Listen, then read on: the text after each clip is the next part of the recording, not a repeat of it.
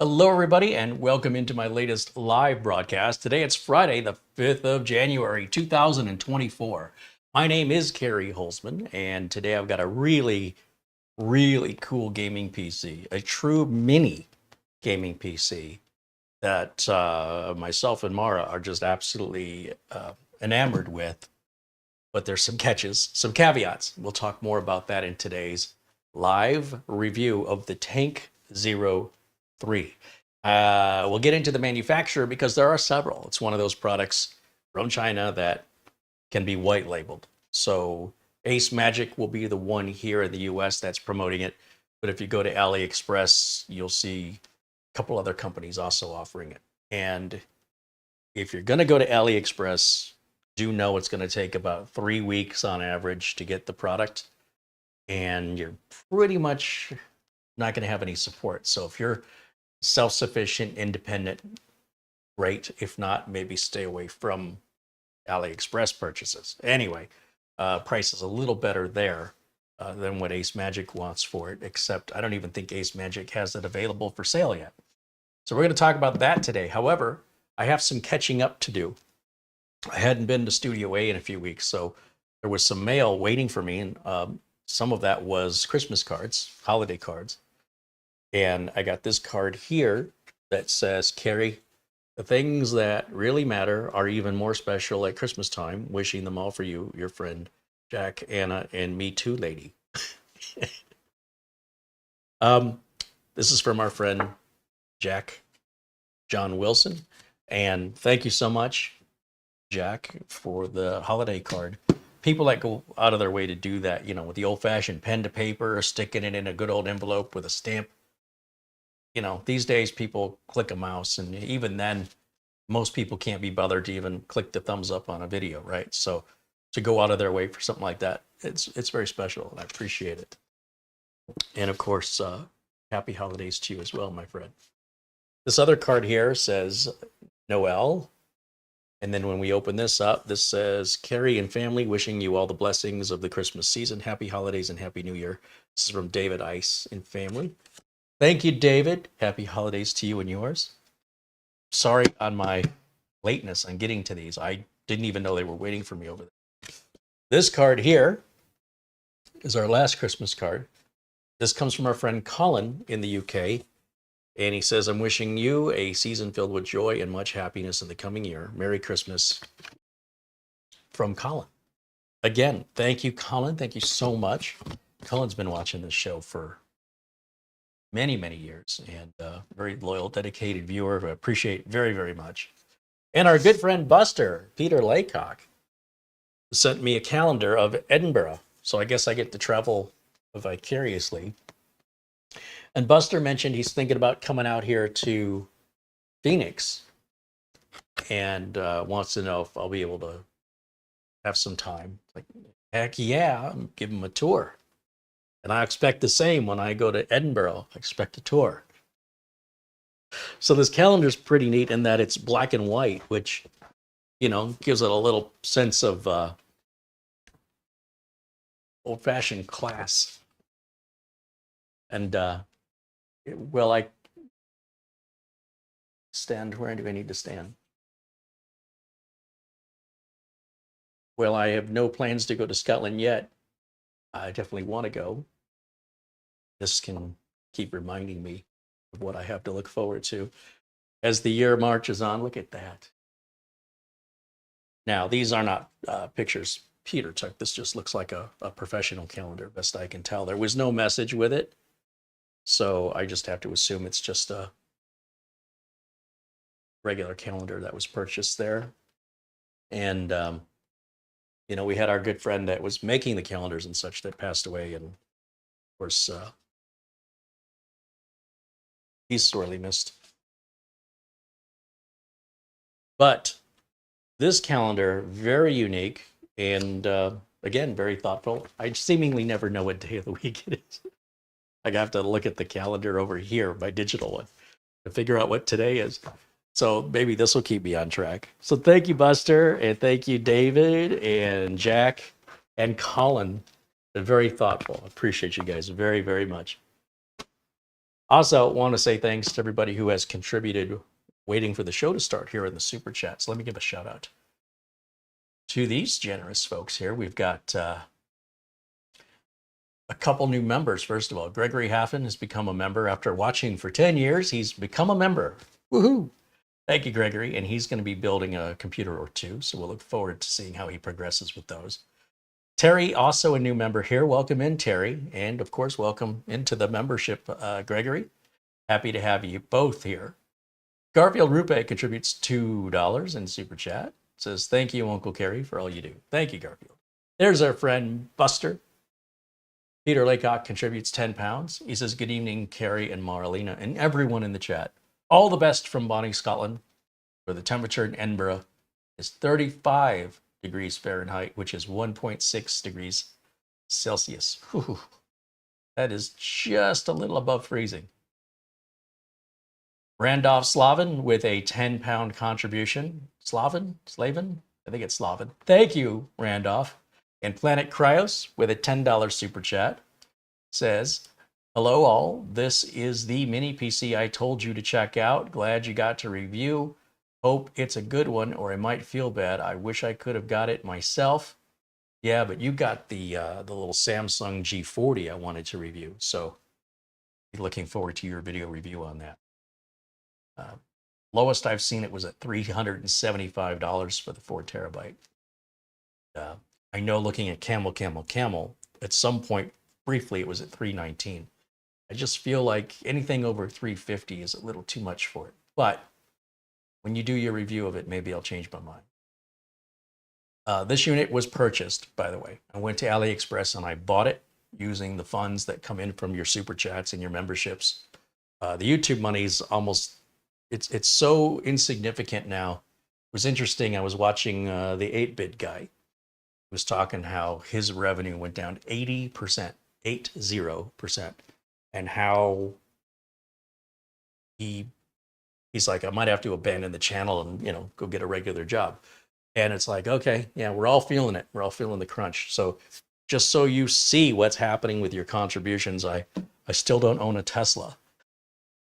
I got my eyes on the Cybertruck, but not for $120,000. So yeah, right now they released the Cybertruck and it's only, first of all, there's a waiting line of, I don't know how many people are on the list now, but it'll be like 9 years before they get through the list. Although I'm sure a lot of those people will drop off. But the version they just came out with is what they call the Foundation, sort of like the Founders Edition, right? And that's an extra $20,000. And the truck is the $100,000 version of the truck, plus the $20,000 Foundation version. And that's what they're selling this first year. And then next year they'll offer, I think, the mid-tier, and then sometime in 2025, then the cheaper version of the truck will be available. I don't know, I really like the looks of that truck, but I don't have any place for it. I really can't use it. It's really unnecessary. Tesla does have a supposed to be a $25,000 electric car coming out this year or next year. They've been calling it the Model 2, but Elon says it's not going to be called the Model 2. There's no Model 2. That's the dumbest name ever, but also hasn't alluded to what the name is going to be. Now, he's mentioned this before. He's very optimistic and very aggressive with his timeline, wishful thinking. So we'll see if that actually happens. If it's under 30 grand, I think I'd be a fool not to buy one. In the meantime, you can rest assured that all your contributions go right back into the channel so we can do reviews just like this one. I'll take you over to the website here. I'll explain to you what I purchased and why here. Ben Laird joining us from Scotland contributes £2. Thank you, Ben. Says hello from Scotland. Rick Lakes joining us from Minnesota with a $5 super chat. Right on. Thank you, Rick. He says hello, Carey. Hi, Rick. Ron Makura with a £2 contribution. And Nick Caffrey with a €10 contribution. Nick says, member for 1 week. So glad I get to be a part of the great community. Hey, that's awesome. Happy 1 week anniversary. All right, so let me show you this website for our AliExpress, the specific particular page, the link for which is in the video notes as usual, below the video. And this is the Tank 03 from a company called Chatreey, I guess.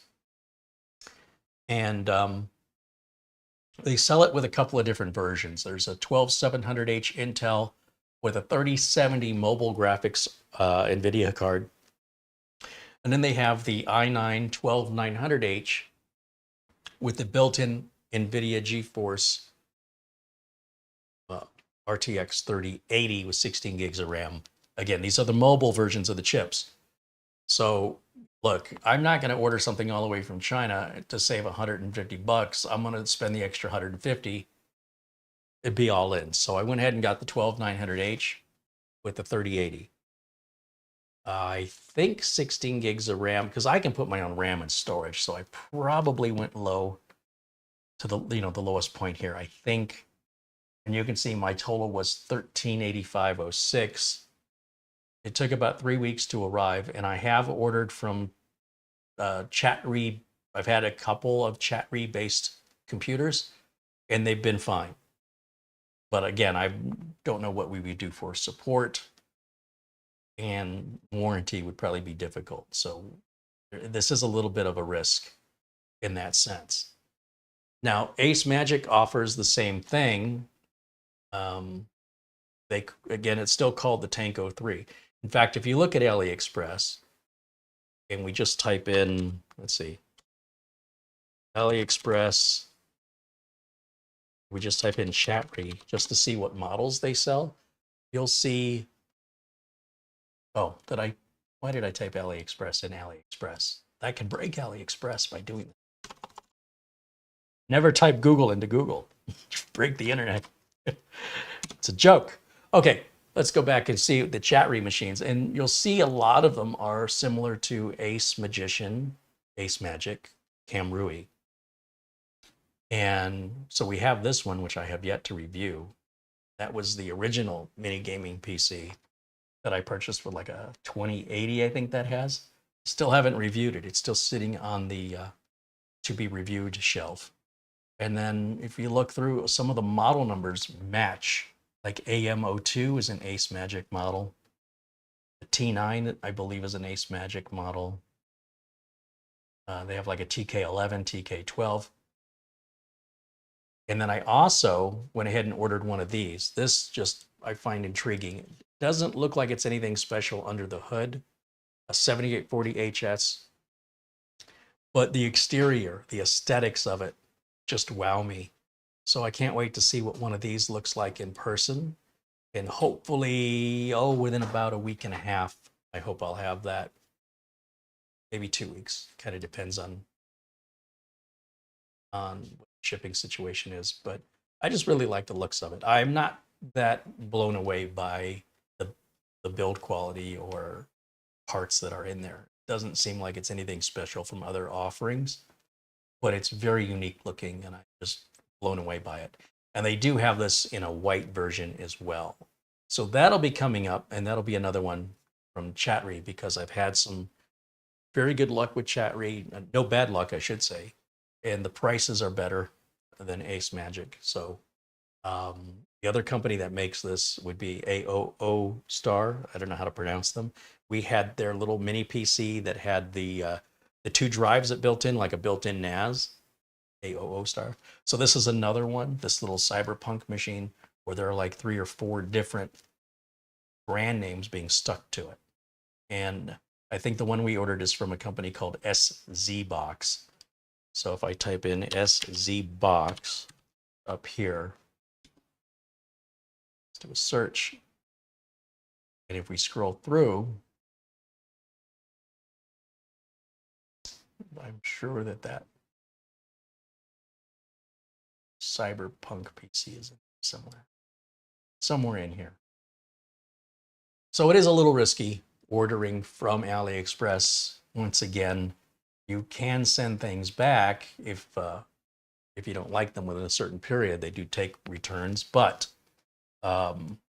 I don't send anything back. Like, it is what it is, and I'll deal with it. So I never want to put too much money into something. The tank was an exception because I already knew the tank was going to be well built and worth it based on what I've seen pictures of. It's solid. So let's go back over to camera 1 here. Here we go. I also want to take a minute and let you guys know, I want to say thank you to our friends over at Acronis. We're partnering up with them all year this year to offer you guys a 30% discount all year round for new or renewed subscriptions for any Acronis product at all. And links for that are in the video notes.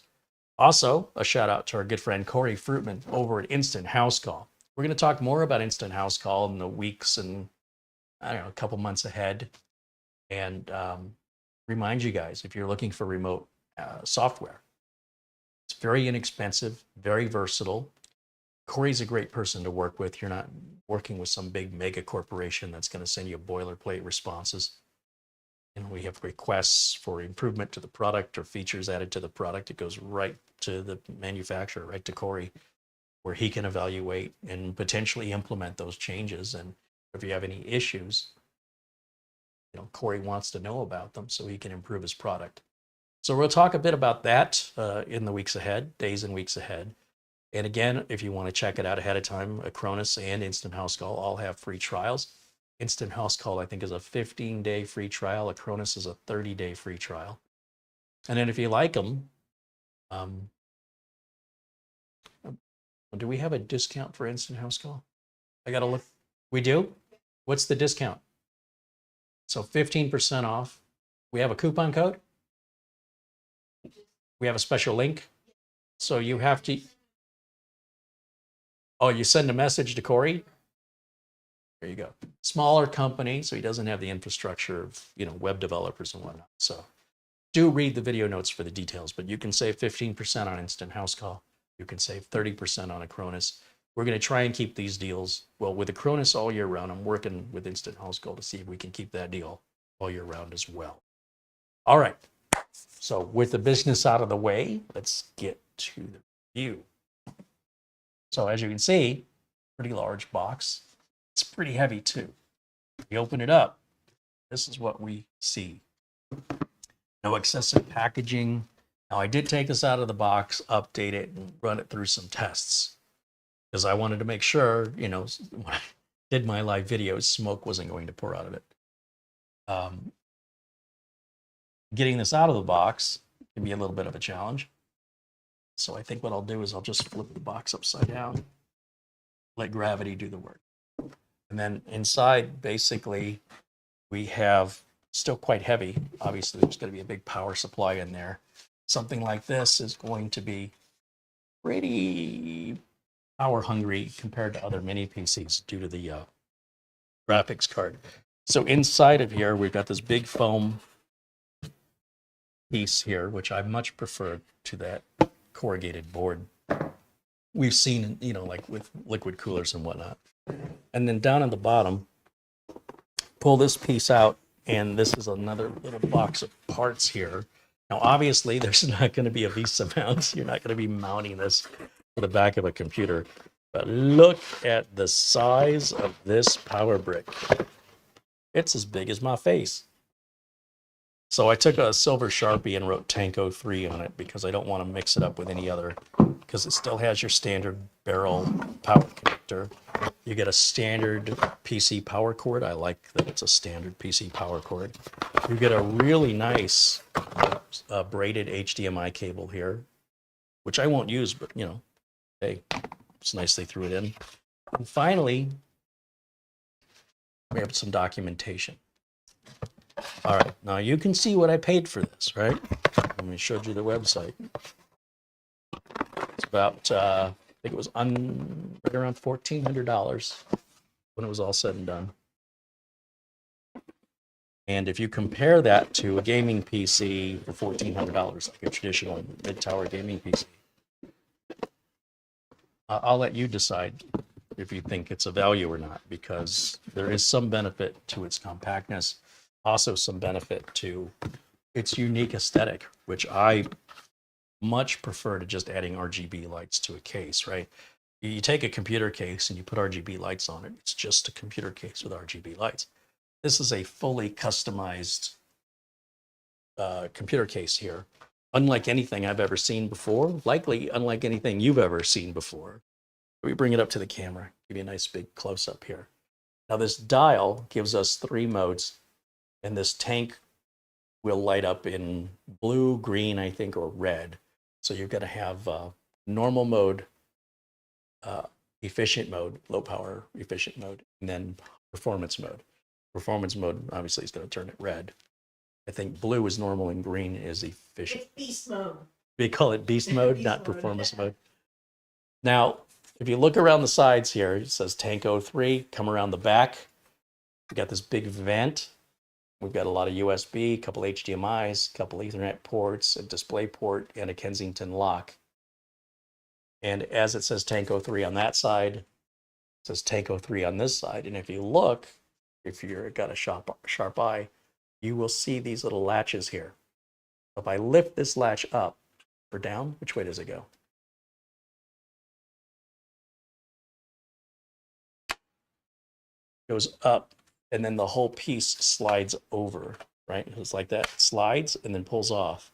There's access to your NVMe drive and your Wi-Fi adapter right there. How easy is that to get to? And then you just put this back on, line it up, push it back, and slide that connector back down. Opposite side, same thing. Go here, slide it over. When we take this end off, what do you think's behind here? We have a fan connected there, and there's access to the RAM. Be careful not to yank that power cable too hard. Be careful when you take this end off, because it is tethered and it's a short tether. And then when we slide that back on, slide the switch back down, it locks it in place. That's it. What else do you need to open it up for? It's all there. I appreciate that. This thing weighs a good 3 or 4 pounds. Okay, so let's get this thing plugged in and turned on, and we'll see what it does. So first, plug this in here. So there's our power adapter. We're going to need an HDMI cable. Plug it into any HDMI port. Plug our Ethernet in, although I could use the Wi-Fi. I'm going to just use Ethernet. Then I need a power cable to plug into the power brick. And then finally, we're going to need a keyboard and a mouse, so I will grab that next. Move this box out of the way. Bring old faithful here. Turn that on, turn that on.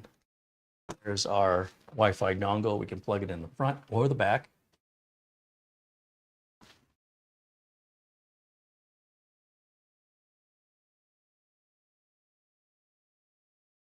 Okay, we've got an SD card memory reader right there, memory card reader, and our power button, and then this dial. Okay, with that, let me go over to our HDMI input. Let me put myself in the corner. You can watch this boot up together. So I'll put myself right up here. So hit the power button. I don't hear anything, but I did see the lights light up. Turn on.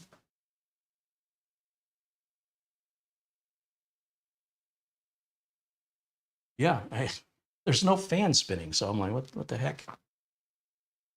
Why don't I hear anything?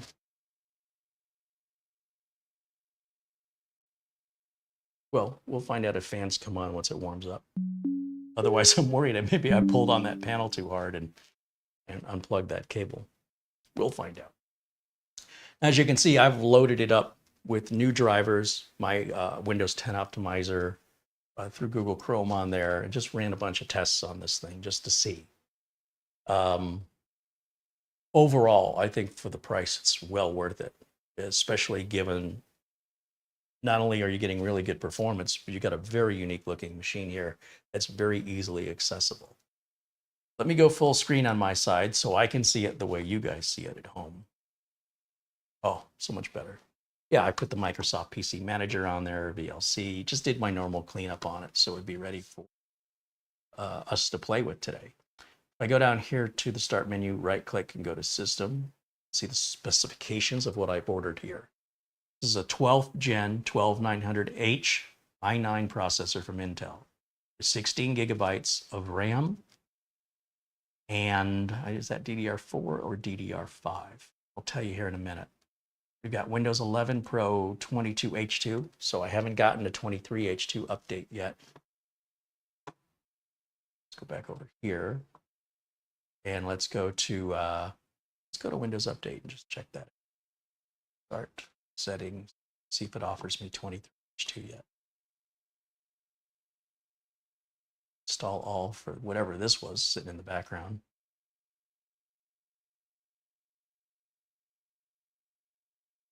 Check for this again. While it's doing that, we can bring up CPU-Z and we can get the details. RAM, see if that's DDR4 or DDR5. Dates are being just to see 0 available. Okay, we're over here to SPD.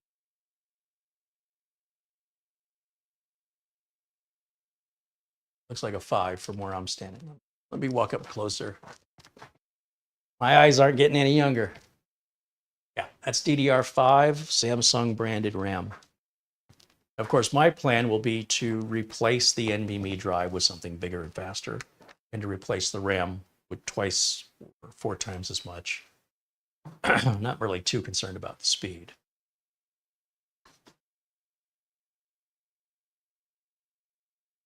Did I leave Crystal Dismark? I did. We'll take a look at just what the baseline, if you order it and keep it stocked just the way I've got it, how necessary would it be to upgrade it? Obviously, it's just fine the way they ship it, but if you either felt like in some time, because it's a big chunk of change, right? So you could use it like this for a few months or whatever, and then add the RAM and NVMe down the road. Or do it right away if you've got the money right away. But the beautiful thing is it's ready to rock and roll as it arrives, just as it is, with your ability to upgrade it very easily with these removable panels as I've demonstrated. So it looks like we're running Gen 3 speeds here, but it should be a Gen 4 NVMe slot. I wouldn't put a Gen 5 in there.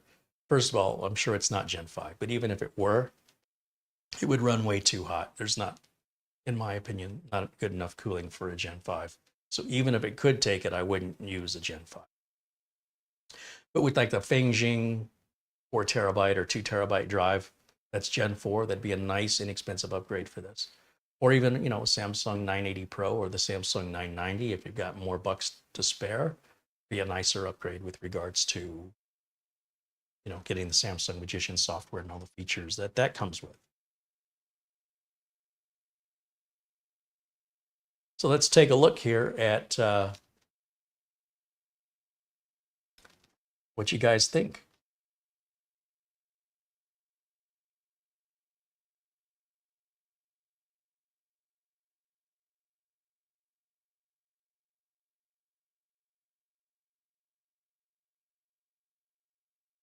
See a bunch of people jumping in saying hello. $9.99 as a super chat from PSC Computers Missouri. Thank you, PSC Computers Missouri.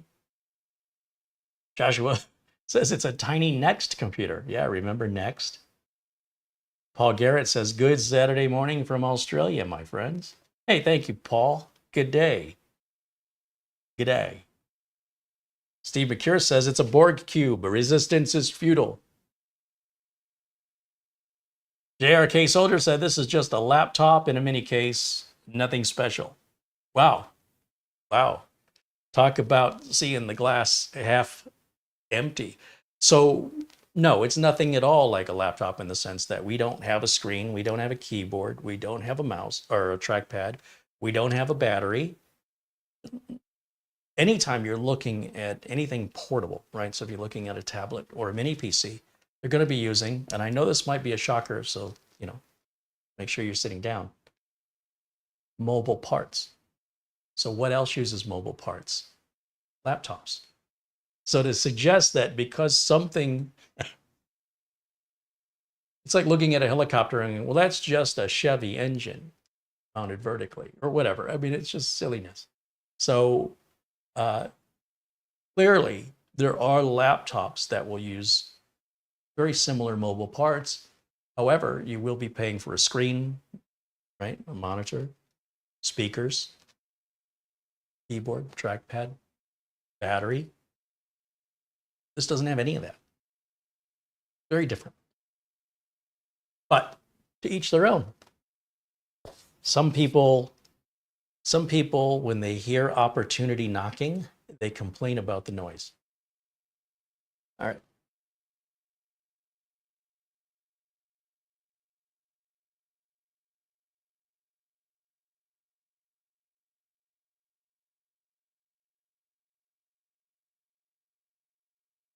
Planet Cryos with a $2 super chat said he's hoping to review that Samsung G40 next week. I'm looking forward to that, Planet Cryos.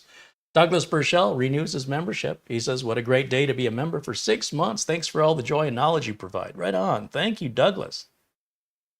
Nick Poverman said, I got burned by AliExpress. I will never buy from them again. I'd rather get it from AceMagic. Yeah, well, I might feel the same way if that happened to me. So far, so good. I do recommend caution when ordering from AliExpress, but it's not like wish.com or temu.com. I would never order anything from them ever, nor do I recommend you. It's, you can just take whatever arrives and put it straight in your trash can. Peter Lecoq says that though pictures on the calendar are so old that he wasn't even born yet when those photos were taken. See, I don't know the history of the photos, but he said Edinburgh hasn't changed much. So that's really cool. Andy Woodridge says hello from the Netherlands. Hey, welcome in, Andy. Les Stevenson says hello. There's George Ferrugia saying hello. And Jim KJ3N, not a fan of the Cybertruck. Anything, let me tell you what's good about that. Anything that is super attractive or super ugly draws attention. So if you don't want attention, good or bad, you don't want something so unique. Like when I got my Mini Cooper, when I first got it, there weren't very many on the road and it attracted a lot of attention. And I'm not somebody who likes attention. I like to blend into the crowd and not be noticed. So that made me very uncomfortable. It's also very easy if you were, say there's an issue on the road with another driver, they're probably driving a generic car, right? Whereas you're in something distinctive.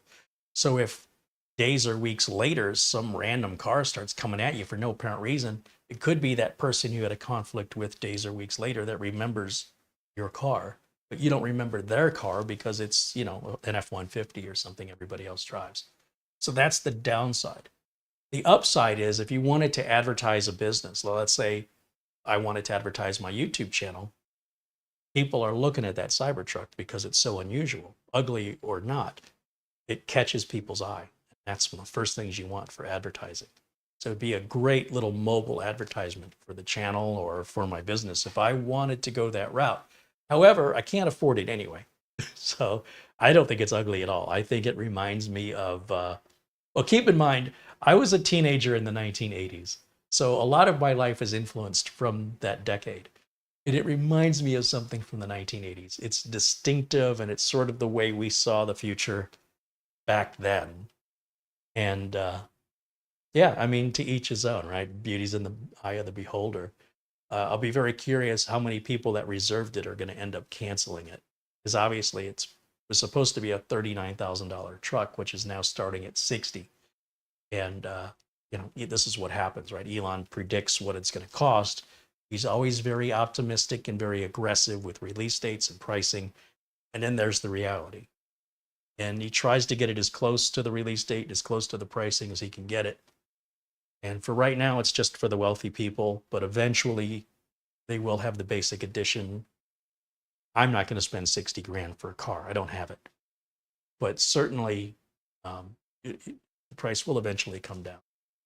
But it's definitely an eye catcher. I think we can agree. You're not going to have that drive by you and not notice it, for better or for worse. Let's see. Nick Caffrey. Oh, yeah, we already did Nick, so I already went back far enough here.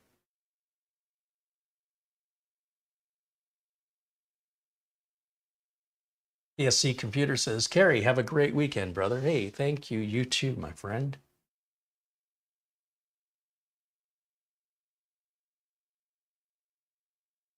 One of the channels, if you like mini PCs, a channel who does mini PCs, but almost never has anything negative to say, and does a really great job with the filming and testing out different games, would be ETA Prime. And ETA Prime somehow got their hands on one from AceMagic, even though they're not available yet.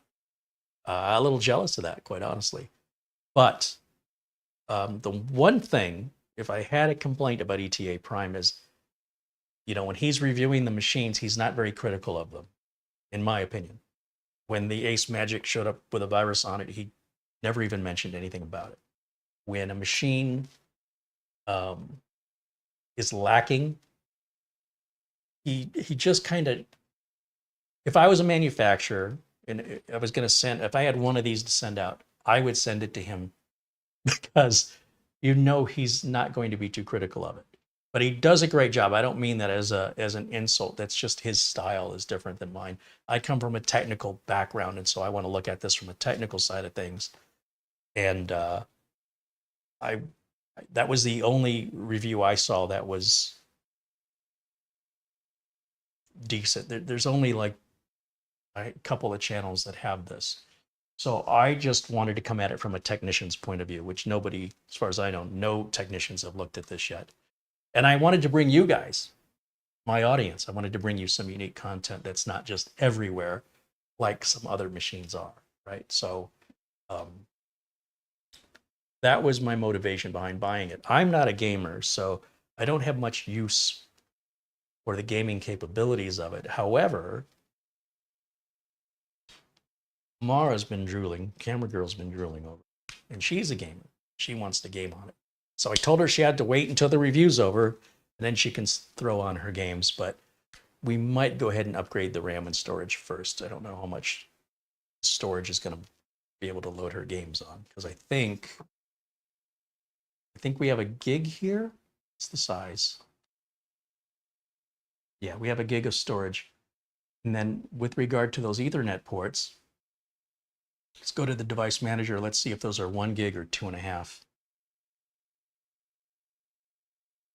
They're both Realtek Gaming 2.5 gig Ethernet ports. Now I've got my USB utilities where I have my PC testing software. And we can load a few things to benchmark this to see how it does. So we've got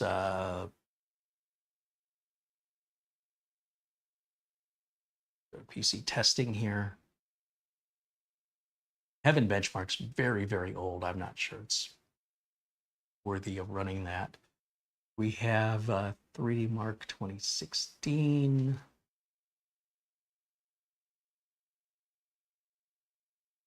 Well, Cinebench R23, let's drag that out.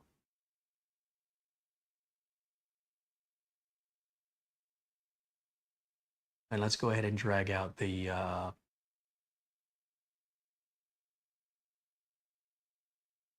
3D Mark.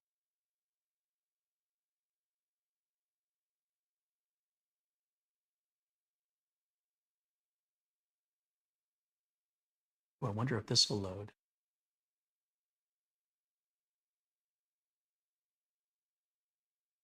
These were some NVIDIA demos that I had downloaded, which are pretty interesting. Not necessarily benchmarks so much as look what I can do kind of thing.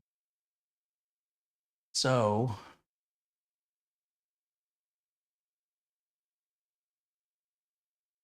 That's a big file it's moving over. Paul O'Brien with a €2 super chat just now. He says, OMG, just woke up and missed some of the stream. Hey, DVR mode is on, so you can rewind and go back to the beginning, but glad you've joined us, my friend. All right, let's take a look here at, here we go, starting to unpack off. I'm installing that from the USB drive. So it's a little bit slower than if we copied it over first. Why did I do it that way? I have no idea, I just did. It's live. I do what I do. Can I tell you? English. Next, next, next. It's moving quick.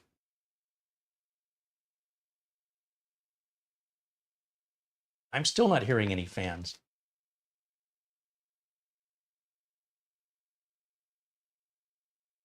There's a fan running. You know what? I'm curious if I pulled on this too hard, so I want to just check and see if this fan is turning. It's on the other side. It's going to be on your left side. Oh, it's a little teeny tiny fan, and yeah, it is spinning. Ooh, there's some heat coming out of the bottom of this thing. That's where it's all at. Okay.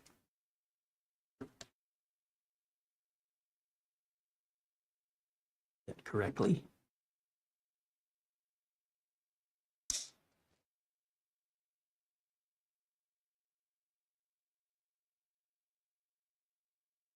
Nick says, did you run the Heaven benchmark software on it like you used to? I think this would just annihilate the Heaven benchmark because it's such an older benchmark. We need to put something that's more challenging.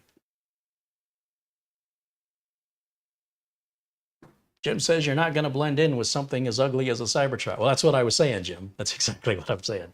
You're going to stand out. Now, let's see. Mikeman said he's got a new 7-port USB 3.2 Gen 1 hub. He says, but even though it's powered, it can only run up to 2 devices at a time. But so far, a Seagate drive and a Western Digital. Well, it's probably 2 devices that are drawing power. So if you're plugging in like a keyboard and mouse dongle, if you're plugging in a flash drive, those things don't require much power. But yeah, if you're going to plug in an external mechanical drive or even a solid state drive, it's going to be drawing voltage from the USB port. Now, as you're well aware, if you were to plug in a whole bunch of Christmas lights into one power outlet, you'll blow a fuse. In a case of like a computer, it just simply won't deliver you that much power because otherwise it would melt the USB wires, which are very, very small. They're very thin. As a result, there's a limited amount of amperage it can deliver. So therefore, there's a limited amount of voltage it can give out at the same time to numerous devices at that power level.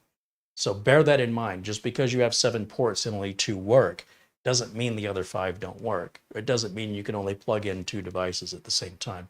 It means you can only plug in 2 power draining devices at the same time. And that's not a limit of,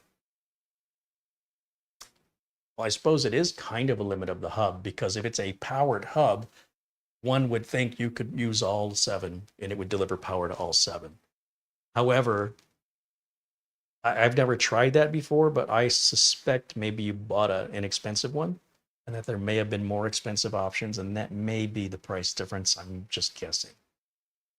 I'm hearing the fan now, so we finally are actually making this thing work hard enough that it, as the fan has become noticeable. Not loud, but it's clearly on. I was expecting this at idle, so I got no complaints as far as that goes. Nick Poverman said, I love my Mini Cooper Clubman. It's a second car not used in the snow or ice. Hey, I love my Mini Cooper too. I hated the dealership I had to take it to, and I only had one. That dealer, there was no competitor for them. Did not like the way I was treated. I didn't like the service. I didn't like the prices. And I did keep the car for 8 years, but I got rid of the car because of the dealership, not because of the car. It's the only time I've ever done that. Usually I get rid of the car because I don't like the car, or the car is starting to become unreliable after a certain age. That car was running perfectly when I got rid of it, and I was just tired of taking it to the dealer, and I didn't want to take it to just anybody to work on it. I wanted it to go to factory trained mechanics who know how to work on that car because everything's very super tightly put in there. Very unusual. All right, let's hit launch here and see if this works. The code execution cannot proceed because audio was not found. Okay.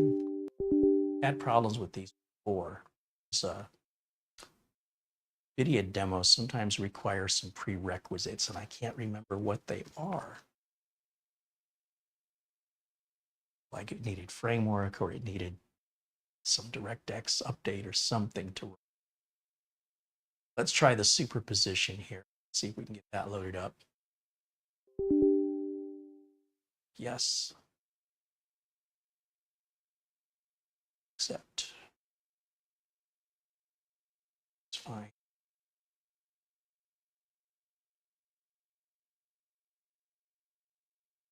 All right, let's see what else you're saying here. David Moore said, I love this computer, but $1,500 is too much for me. They do have it a bit cheaper.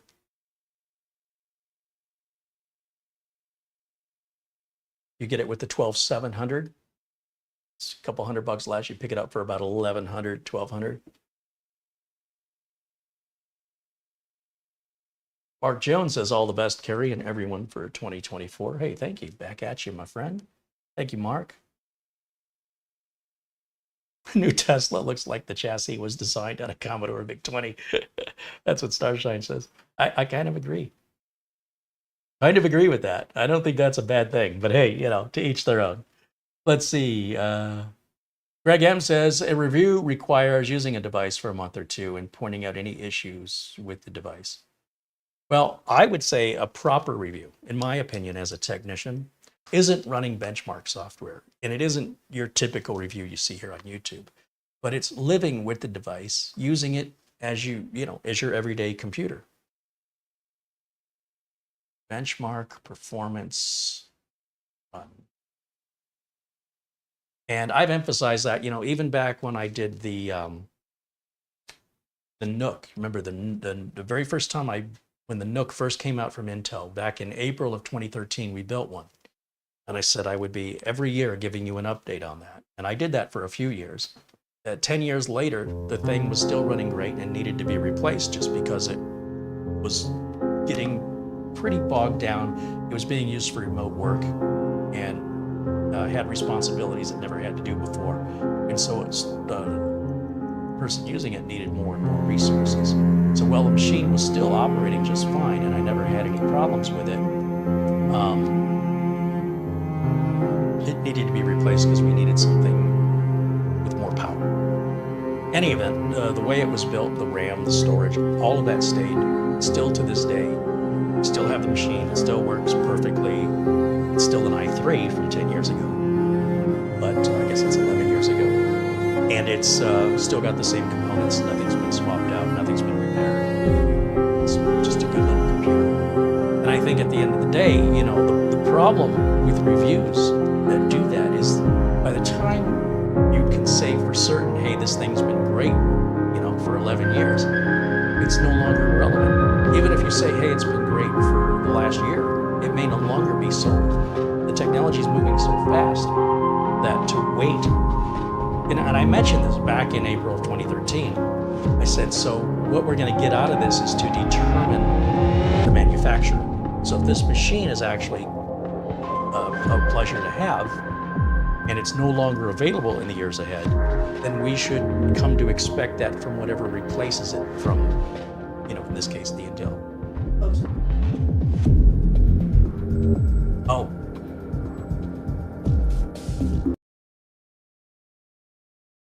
Does that fix the audio? Sorry, guys, I didn't realize there was audio in the demo. My bad. But what I was saying was, if the product review goes on too long, by the time you can conclude yay or nay, the product may no longer be available, or it may already be improved upon with a different revision or even a completely different model. So at that point, what we're doing is we're evaluating the manufacturer. We're saying, okay, well, this Intel NUC was really good, so therefore the next Intel NUC I would expect, because of my previous experience, the same. No differently than somebody buys a car and they have a bad experience with it and they say, I'll never buy that brand ever again because of the experience they had that one time.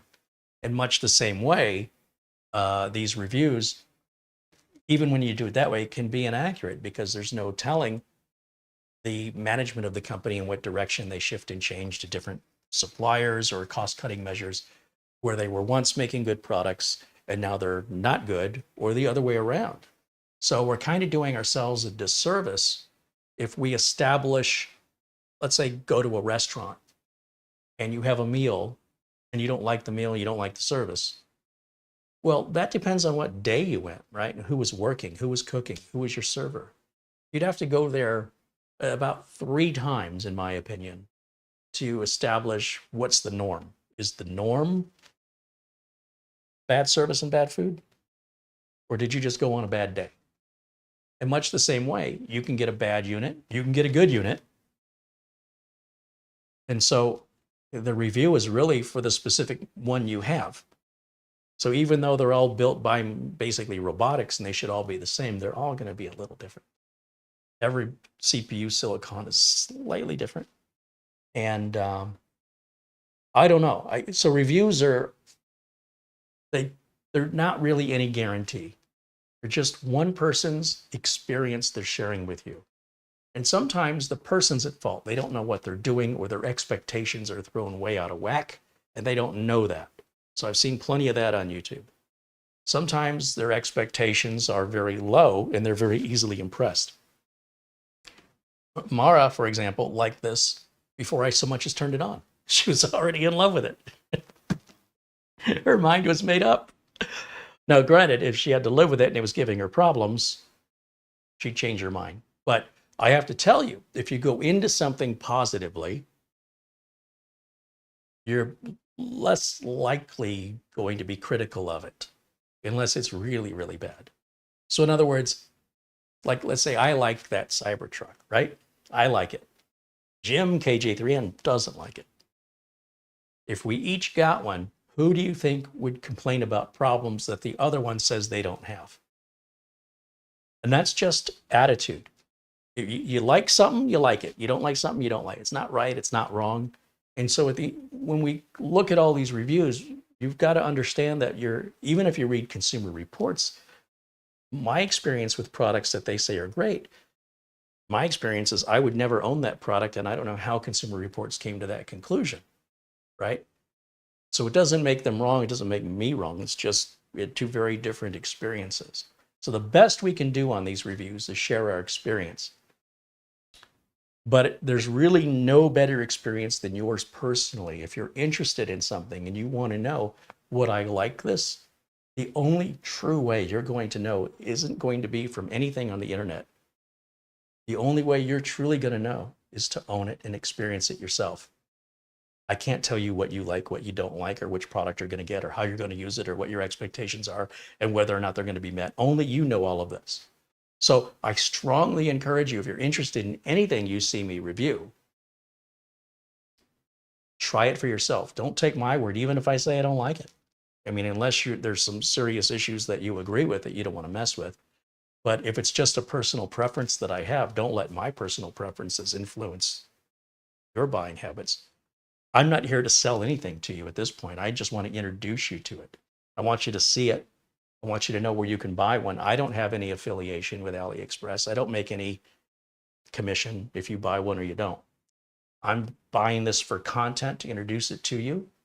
And whether or not you like it, you'll just have to buy it and see for yourself. If you buy it from a place like Amazon, then you have a 30-day return window. And by the way, based on the way retailers are dealing with returns, 30 days is a long time. You should know within a week whether or not you want something. And I suspect in the years ahead, that return window is going to shrink down. They're not going to give you a whole 30. 30 days is a ridiculously long time to evaluate something and return it, in my opinion. And it's costing companies a ton of money in returns.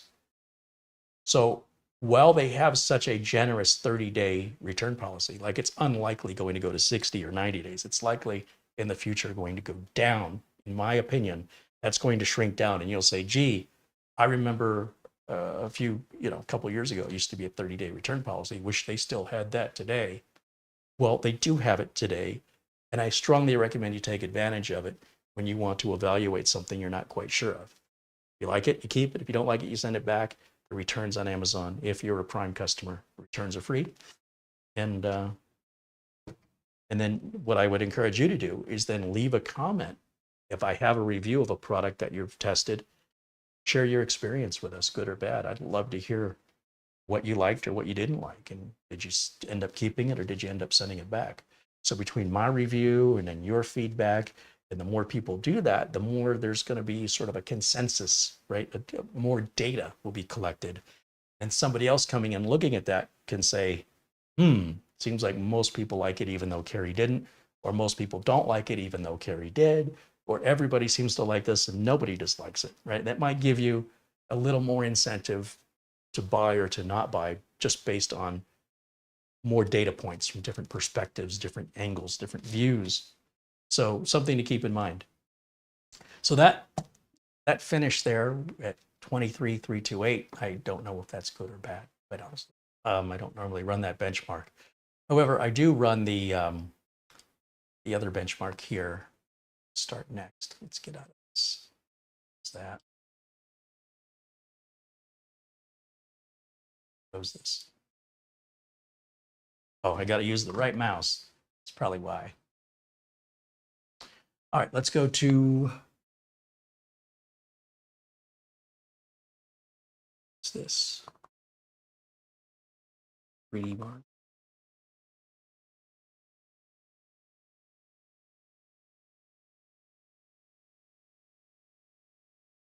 And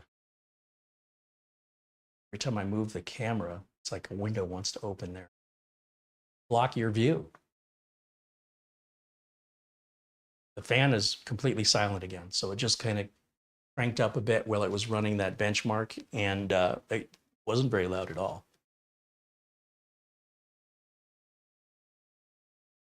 Paul Garrett says his Tesla P85D has really been beaten. I guess if you're into that when you're driving. I just want to get from point A to point B safely, efficiently, comfortably, reliably. I don't care about how fast it goes, but that's just me.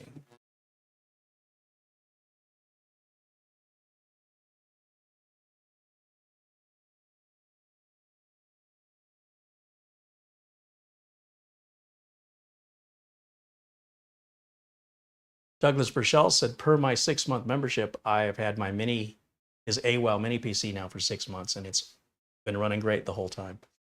Yeah, that's why I say these updates with ownership, living with it, certainly give us an indication of, if there's any buyer's remorse. Somebody might be super happy and excited like I was upon receiving this. And then, of course, it's even more devastating and depressing when it doesn't live up to your expectations. So far, this thing is exceeding my expectations.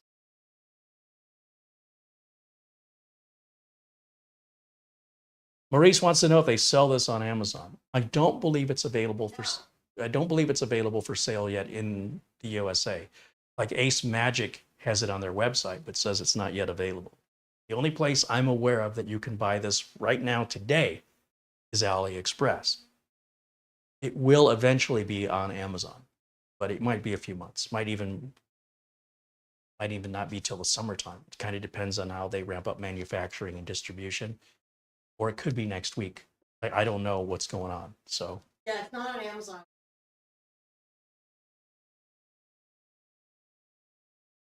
Oh, really? So AceMagic has some configurations, but not all of them. They have some that are. But they're also more money than AliExpress, right? Yes. Then they cost more money. By like $100 or something. Yeah.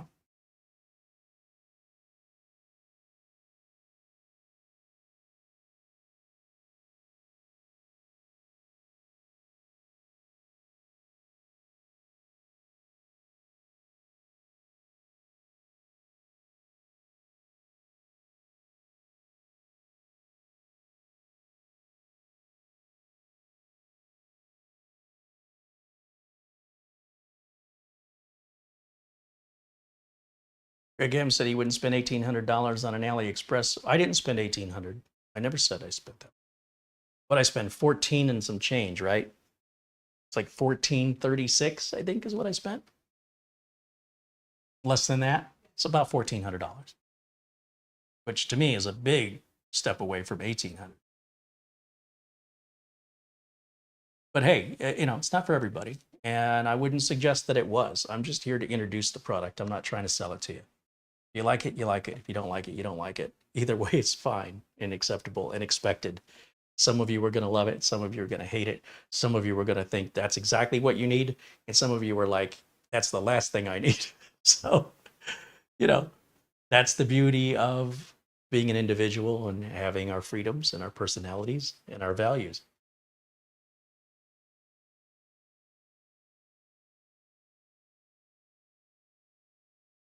Greg says it's 1,800 Canadian. I see. So the Canadian dollar is about 75 cents American. It's still the same amount of money.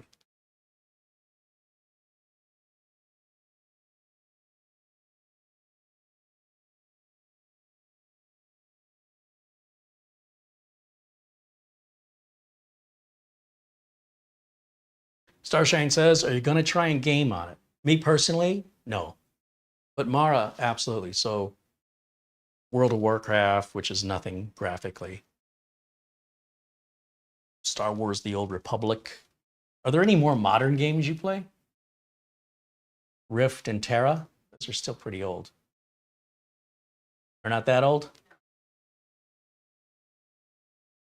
They'll give her something to do.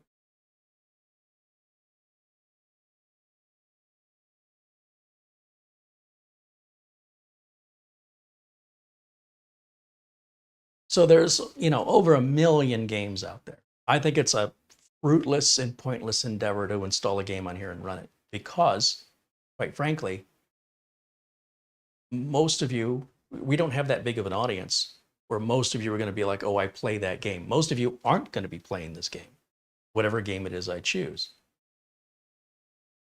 So to me, it's pointless to run any demo of a game because it's likely not a game you play. And whatever settings I put it at may not be the settings you prefer. So we don't really know how it's going to perform for you. We do know it has a 3080 mobile graphics chip in it. And we know it has a 12900H Intel i9. So based on those specifications, you should have an idea of what you can expect out of whatever game you play at what resolutions you play. It's not going to throw any surprises your way. I promise you, it's not going to outperform what it can do. And your concern is probably that it would underperform, but it's not going to underperform. It's going to do exactly what a 12900H and a 3080 with 16 gigs of RAM. That's a mobile processor. If you look at the specifications, I promise you, you can watch all the reviews you want in the world. That already is defined by the hardware. So it's all up to you on what game you're playing, what version, what updates you have of the game, what resolution, and what specifications, customizations you have on the game. Whether or not you've turned on certain features or turn off certain features are going to greatly have an impact on what your experience is. So the best I can do is kind of run these generic benchmarks on it. And we get a number. And the reason that we do that is so that you can run the same benchmark I'm running. It's free to download. And you can compare the number I get to the number you get. And then we have something comparable. But if I'm running some random game with some random settings that you don't play, you really don't know how that compares to what you have now, or how that would compare to some other option you're considering. I hear that fan starting up. It's working. Now, it looks pretty smooth to me. Now, we could go in 4K. I'm only in 1080 because my capture card's just 1080. So bear that in mind as well. That's the loudest I've heard the fan get, which is quite noticeable, but I wouldn't say it's not annoying to me anyway. Bikeman says, me sitting here as a 43-year-old man that still plays Second Life after 23 years, released in 2003, should have been learning PC hardware aspect more. Well, enjoy yourself, whatever you like.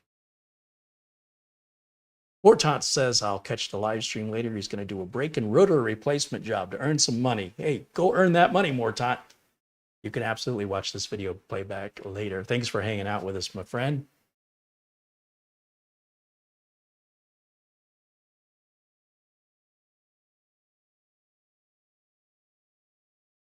So we'll just kind of watch this benchmark, and I'm going to look through the chat room here.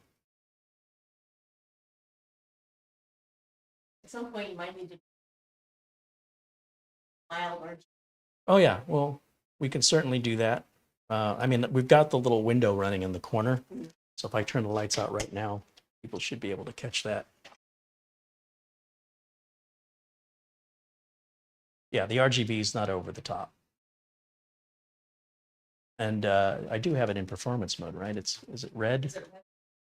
Yeah. Yeah, so I'm in Beast performance mode. Beast mode. So by the way, that's also going to affect your, say you're gaming and you're like, oh, this thing sucks. I don't know what Carey was talking about because you weren't paying attention and you left it in efficient mode. So you could come to a completely false conclusion because you didn't configure it correctly, as could any reviewer, by the way, right? So just bear all that in mind. There could be things like driver updates and BIOS settings that can affect the playability of very specific games and very specific versions of those games with very specific settings within those games. It's a lot of variables. They just compile one on another. So there's nothing perfect. Nobody's reading your mind. Nobody knows what your expectations are. You're going to have to evaluate and judge it on your own. And until you have it in front of you and until you do that, I don't believe there's going to be any review you're ever going to read or see on YouTube that will be the equivalent of you having experience with it. So that's my opinion on reviews. It's like movie reviews. I used to watch Siskel and Ebert at the movies. Very rarely did I ever agree with those guys. I tended to like Roger more. I just thought he was friendlier, but I tended to agree with Gene more. So what are you going to do? And quite often I didn't agree with either one of them. They'd like these Academy Award movies, and they always liked foreign films. I'm like, well, of course they like a foreign film. They're not watching it. They're reading the subtitles. They're not paying attention to the acting and the scenery and the cinematography. How can you do both at the same, can you give it the same amount of attention where you're busy reading the subtitles? They always seem to like the foreign films. It's like, well, of course, they're reading a book. Let's see.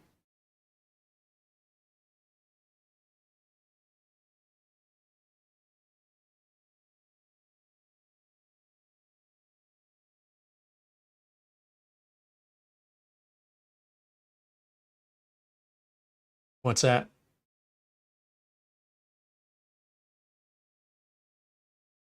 So, of course, suggested do. Yeah. Well, I'll leave that to you to do. I don't have a Steam account. Vega Man says, Carey, I used your VIP CDK deals discount.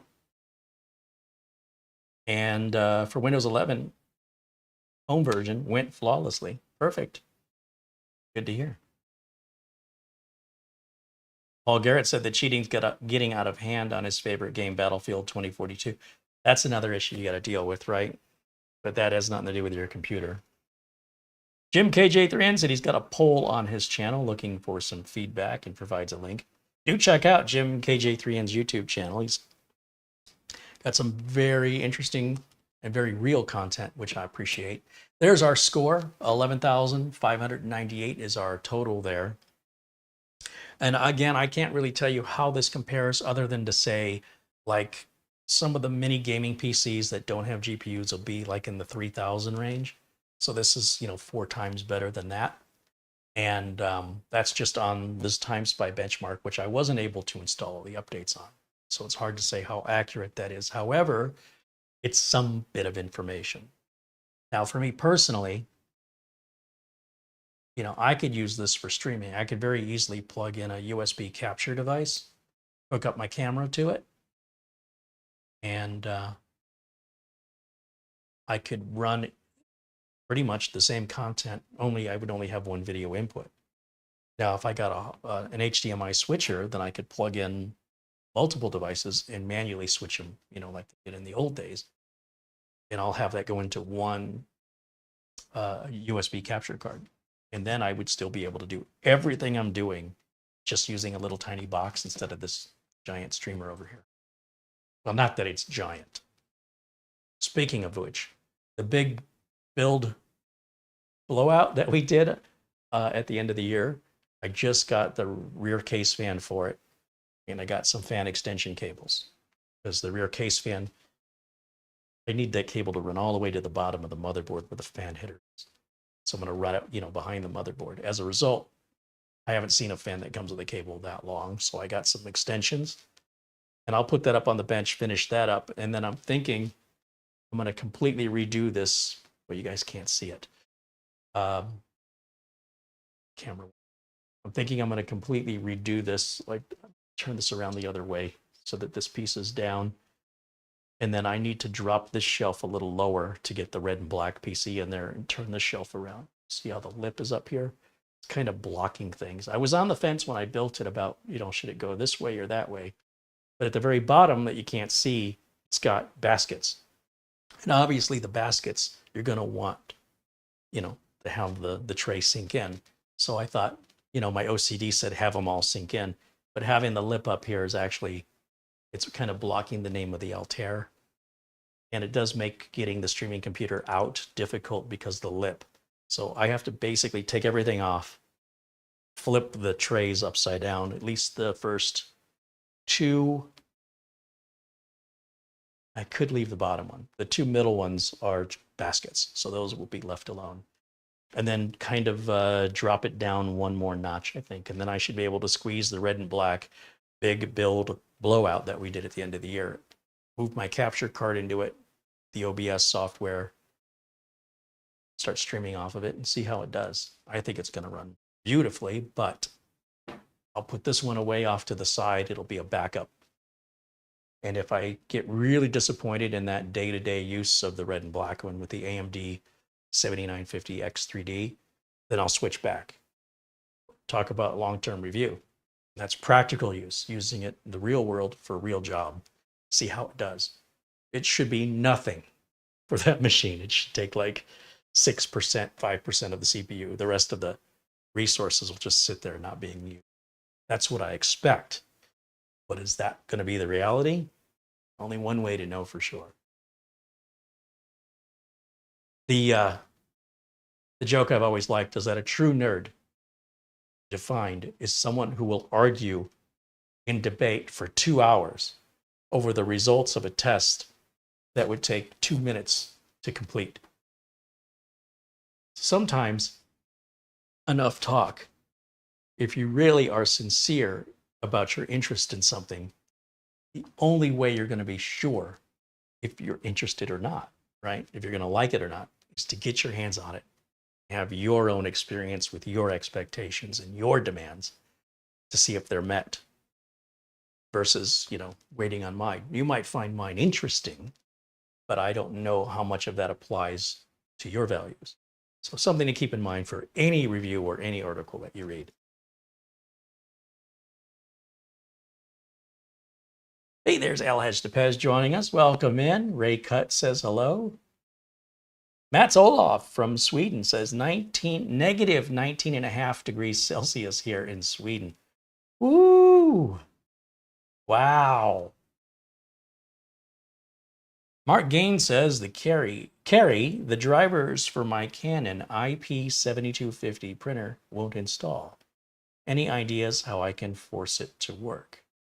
So a Canon IP7250. My first question is, are we running a printer from 1812? Or is this a new printer? Is there a reason why you're asking me and not Canon? I suspect it's because it's older. But let's just take a look. 7250. I don't want to type review into the search to get an idea of when this printer was released. I can tell by when the reviews were written. 2013. That printer is 11 years old. 11 years old. It's a Canon Pixma. Now, how long should hardware last? In general, I'd say about 8 years. Some laser printers last 20 years, but the problem is you run into drivers.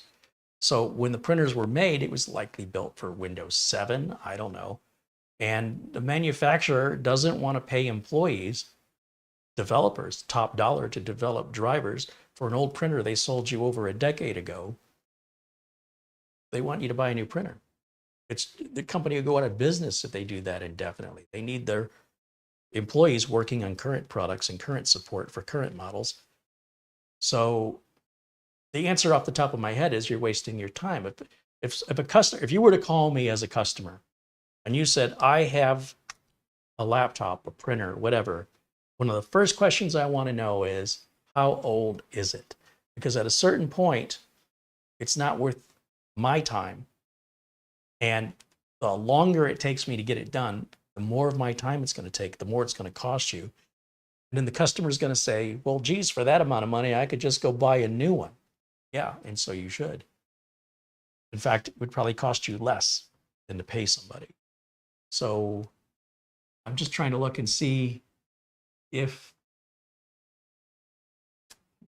lock that, what drivers are available for it from Canon. So I'm just going to change my search from review to drivers. And let's see if it's supported on what operating system? Is it Windows 10 or Windows 11?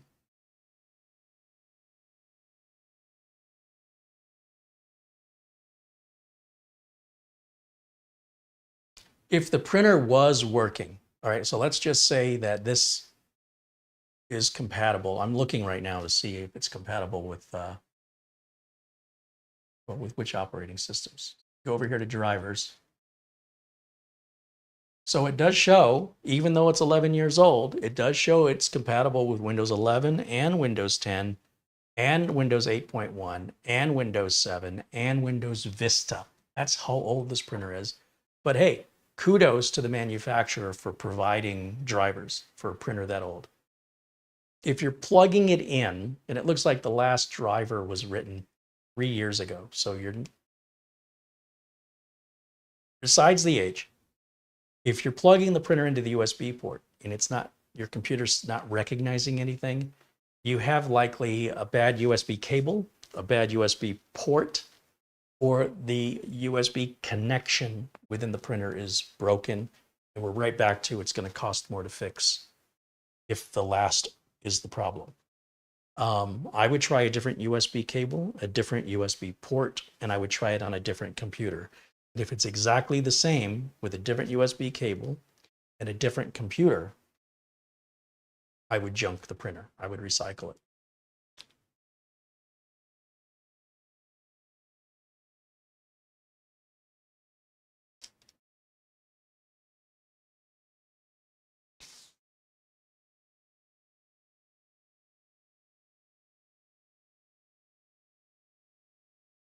The other thing is, we're not talking about $1,000 printer here. When that printer was released, it was a fairly inexpensive printer. So the fact that you still have it and it was still running 11 years later, I don't think the printer, I wouldn't be all upset that, oh, they're ripping me off. You know, if it was a worst case scenario, I'd say, hey, for what I paid for this, I definitely got my money's worth.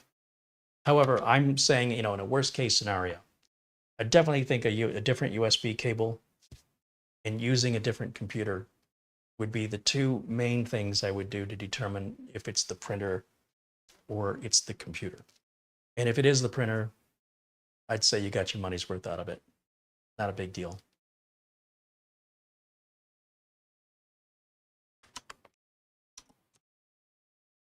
I think those printers were 150 bucks when they were new. Today, you know, if you really like that model of printer, you could probably go on eBay and buy a refurbished or used one for probably under $100.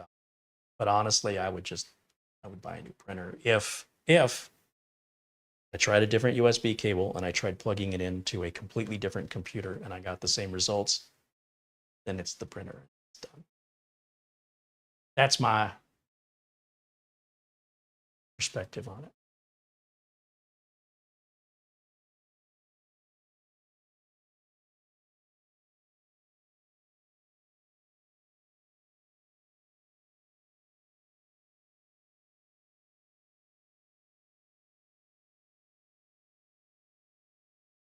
Mark Leibowitz said, I worked in an office in 2014 that had an HP LaserJet 8000. It was a workhorse printer and they loved it, but it became a 100-pound paperweight when the last Windows XP machine died.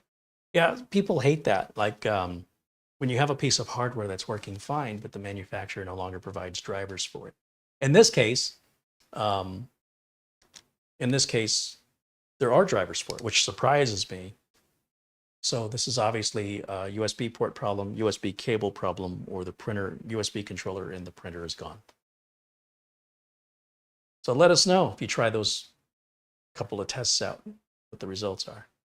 There's Utomo joining us in the chat, says, hope you had a good Christmas and New Year. Well, thank you. You as well, I hope. But yeah, Mark, let us know what the results of changing the USB cable and trying it into a different computer, if either of those works properly.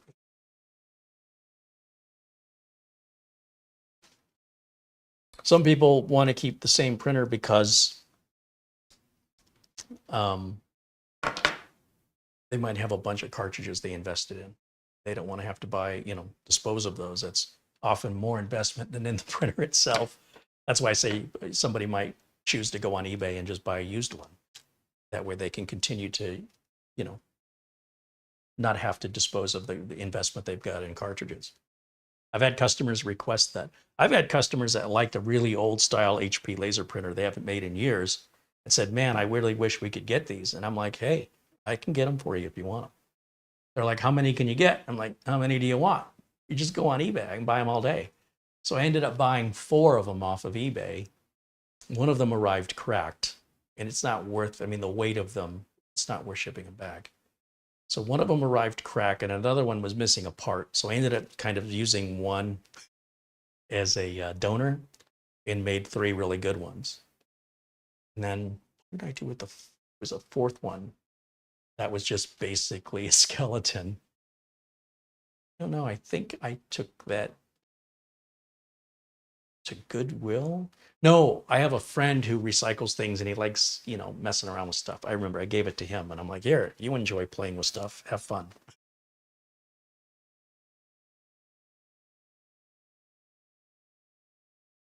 Jason Willis says he needs a new printer considering going laser. I don't do anything but laser printers personally. Inkjets are very much a consumer thing. All of my business clients all run laser printers. I only run laser printers. And they just last forever. You just pop a toner cartridge in it, you're off to the races. Very rarely do you have problems with them, regardless if it's Brother or Samsung. Well, Samsung doesn't make printers anymore. HP. I've got one now from a company called Pantom. The drivers are horrible. It's made very cheaply. I would never buy it again.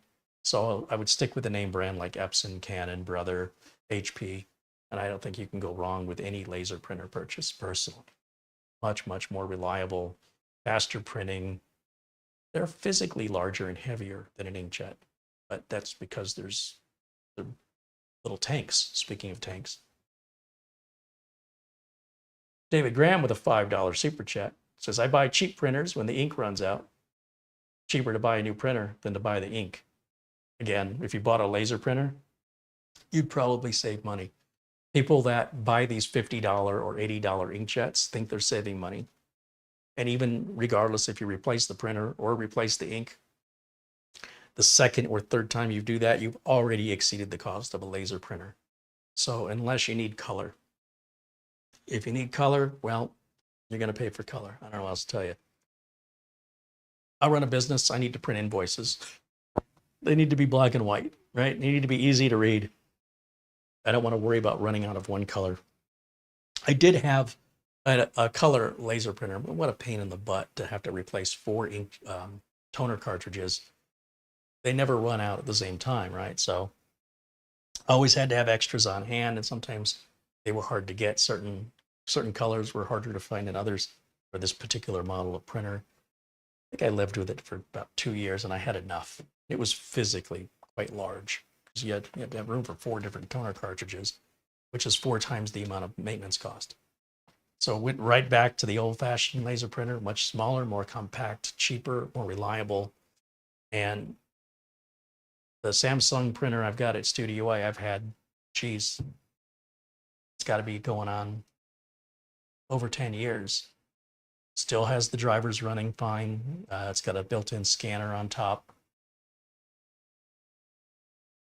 And when it stops working, it owes me nothing. I'll just get another laser printer with a scanner on top, which is what I have here, the Phantom. I'll never buy another Phantom again. What a hassle to get that thing installed.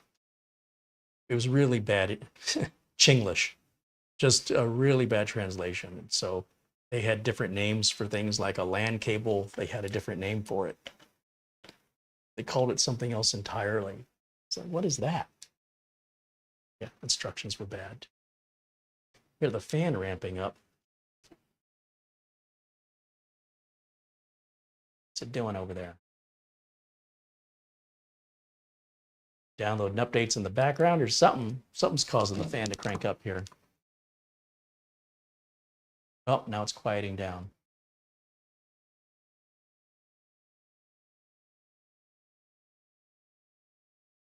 Still waiting on that 23H2 update to be offered to me.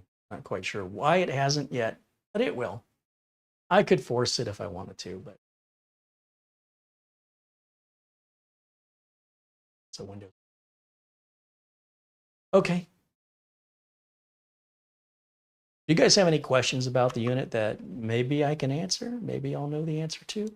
I'll do my best to provide an answer. If you're not into gaming, there's no reason for you to spend this kind of money. A lot of what you're paying for is that 3080 mobile graphics chip. That's probably $400, $300 to $400 for that chip, or at least of the cost of the machine. If you can use onboard graphics, that's going to be much, much cheaper for you to buy a mini PC, and it won't have to physically be this large. It won't require a power brick this big. I'm curious what the numbers on this brick are. This brick says it is 19 volts, 300 watts. So that's a pretty serious, 300 watts. That's a pretty serious amount of power delivery coming out of it. But again, because of the 3080, it needs to be about twice what it would normally be with a regular just 12900H. And as such, should be expected. Thank you to William Ward, who sends in $5 via PayPal. Thank you, William.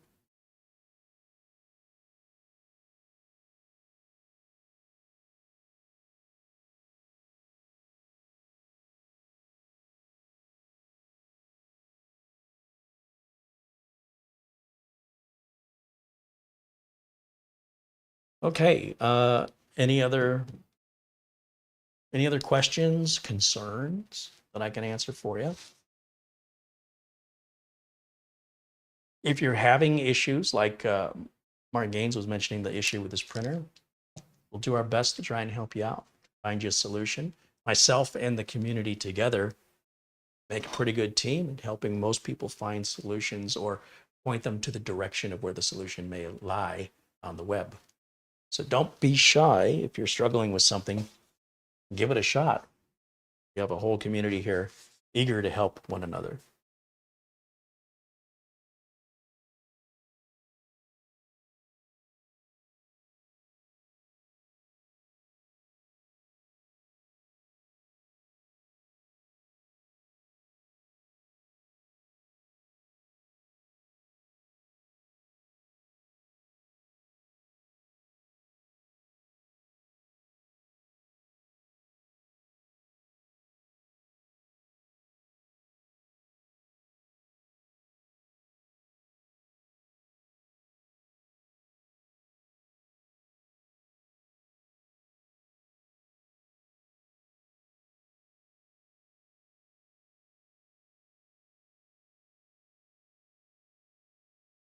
Looking through the chat to see if I missed any other questions here.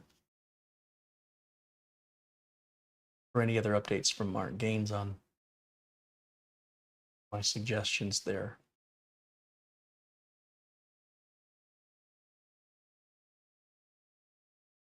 Is Oystein in the chat? I don't see Oystein. Well, Oystein, if you're watching, just thinking about you.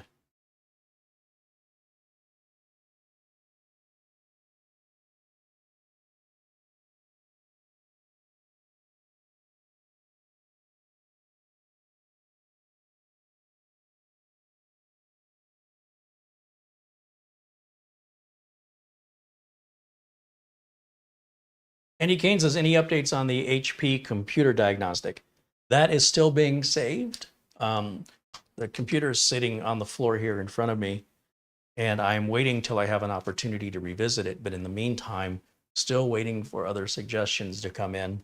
So just a lot of people repeating what other people have already said for the most part. And it's really kind of sitting there as an exclamation point to underline exactly what I'm talking about when it comes to people online that go, oh, I knew that. I already knew that. So far, nobody has offered even an inkling of the suggestion of what I'm looking for. And so I'm in no hurry to put that back on the bench because I know the minute I do, there's going to be somebody who says, oh, yeah, I already knew that. So the longer that that extends out, the more you can absolutely believe they're full of it, right? I don't want it to just be my conclusion. I want you all to experience this in real time. How long we let it sit there, how long we let people have an opportunity who claim to know so much online, they're awfully quiet. Maybe they haven't seen it yet. That's what they'll say. Oh, I just didn't see it till now. Okay, we'll give them some more time. In the meantime, I have other more pressing projects going on. So that's just kind of sitting, and it's a channel project, and it's really there to underscore what my main point or purpose is to educate. And sometimes, and it's only getting worse, it's hard to tell what's real from what's fake. And when you go online and somebody claims they have an answer for something, there's a lot of BSers out there. There's a lot of people who are pranksters, and it can be very difficult to tell those who are sincere and genuine from those who are fake and those who are troublemakers. So I'm trying to prove a point. We're not trying to rush through a repair or a diagnostic. That's what I always do. Now we're doing something very, very different, so all of you can witness it. Matt says it's hard to trust anyone nowadays. Unfortunately, when it comes to strangers, sometimes friends. But it's getting worse, and with AI, it will continue to get worse. So it's getting more and more important for you to develop the skills, if you don't already have them, on what to look for. What are the red flags? And what are indicators of this seems sketchy versus this seems genuine? Unfortunately, I can think of a lot of red flags for things that are sketchy.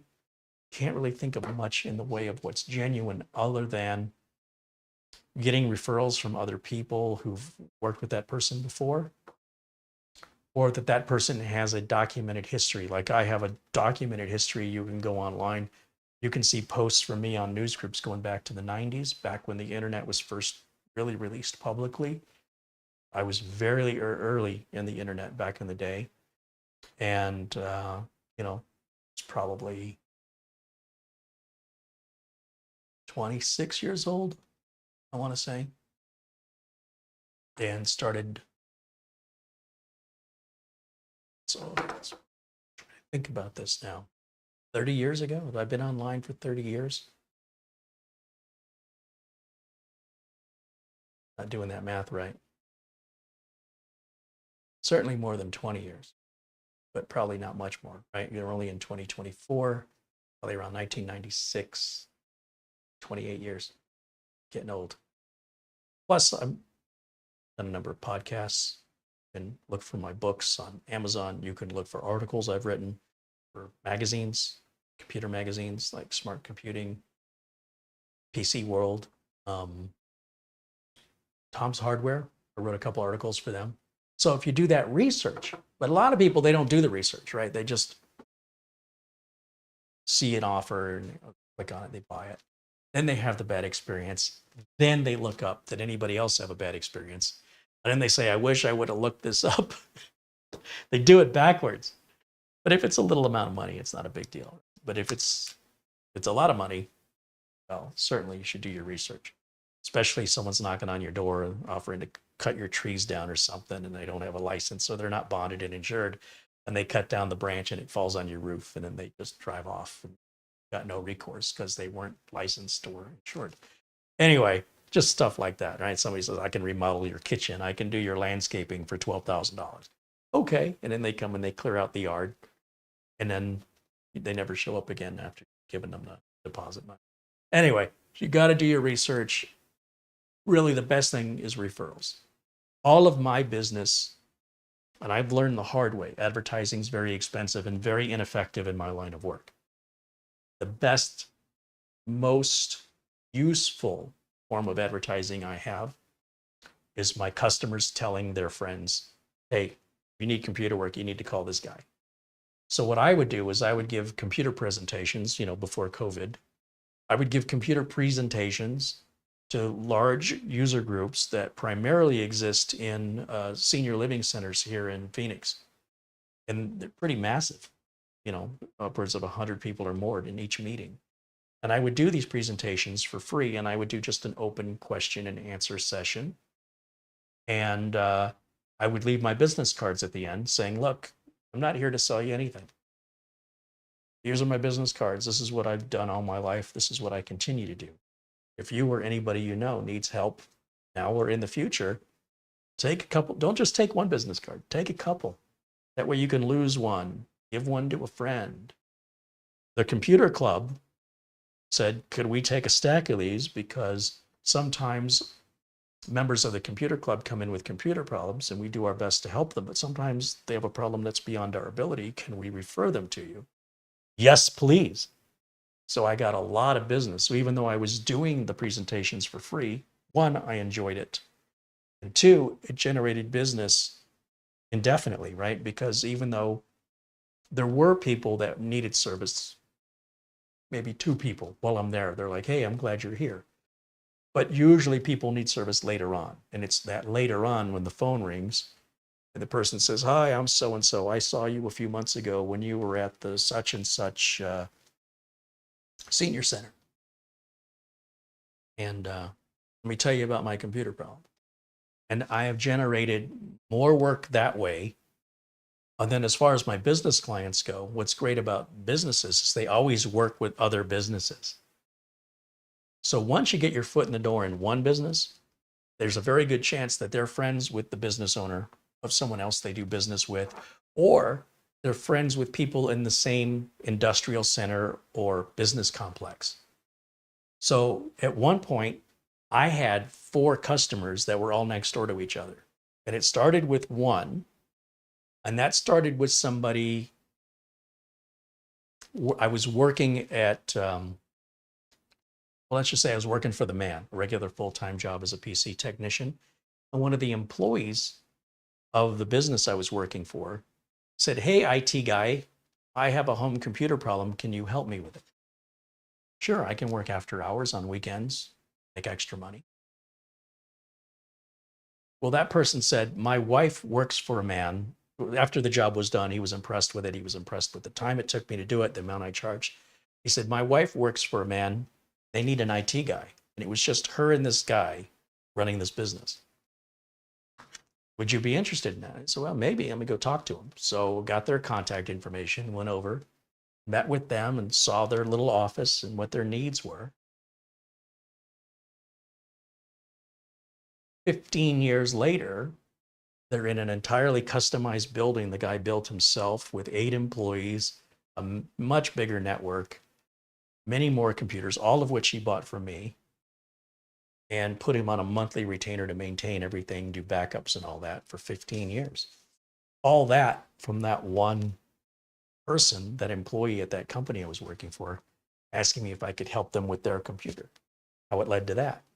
And that business owner said, hey, there's a guy next door to us who's looking for a computer guy. Would you be interested? I'm like, yeah, let me go meet with him. Still have that customer today. And the guy next door to him, an accounting business, that's the one I tell most of my nightmare stories about. Again, another referral. That guy I worked on, he hemmed and hawed for 2 years before he hired me. And they loved me the first year, and then they despised me the second year. Like the whole thing went sour. I have no idea what happened. And in the company, the guy was, in his 70s. He wanted to retire. His kids didn't want to take over the business, so he sold the business. So in any event, sometimes you lose clients through events that, you've let a customer down in some way. In most cases, said you were going to do something you didn't do.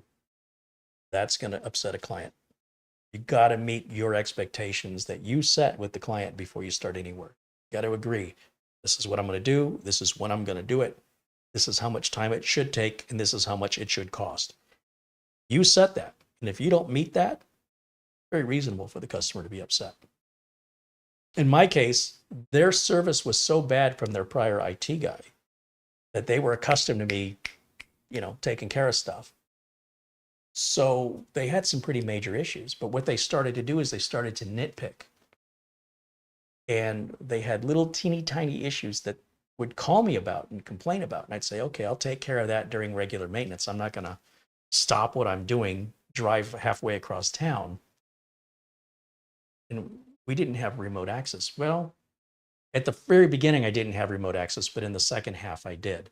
But when initially I started, I didn't. And, it was big, major problems I had to resolve.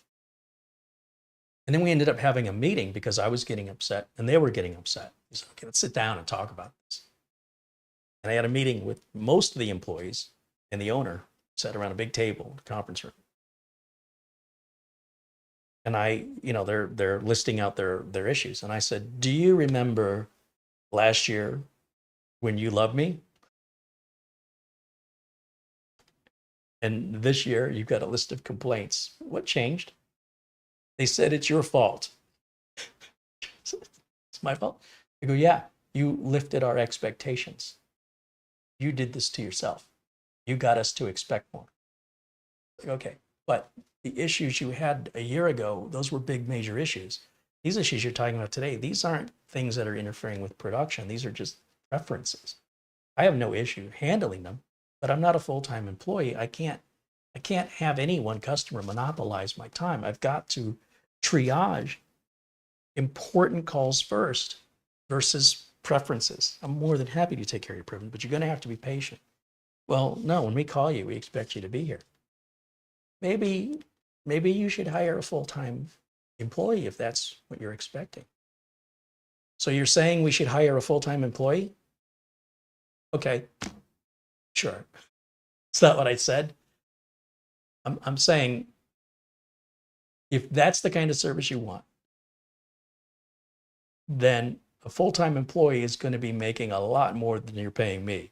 I'm just part-time. So I had to break this all out. I can't live off of what you guys pay me. So I have multiple clients. This is no secret. And I have to triage my time. And so when I come over here to do the regular monthly maintenance, I also do the maintenance of the other two businesses that are in the same complex in order to efficiently make use of my time and make use of my profiting, right? So anyway, that's where most of my stories come from, is that business. And sometimes you can give a customer too good of service and then they think everything's an emergency. They no longer can discern what's important from what's not important. And that really broke my heart too, because I was expecting pats on the back, good job. And I got, slapped in the face and told, we're not happy. Mind blowing. But again, that would be more expected from perhaps and just a customer calling from an advertisement. So let's say I put an ad out online, somebody sees the ad, they call me, they could try and scam me. That's certainly much more likely than from a referral. If somebody refers you to somebody and that person tries to scam you, you're going to be having another conversation eventually with the person who referred you.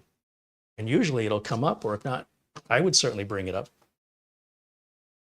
Or how did that referral, did you take care of my friend? Hey, let me tell you what your friend did. I'm more than happy to share my experience with them.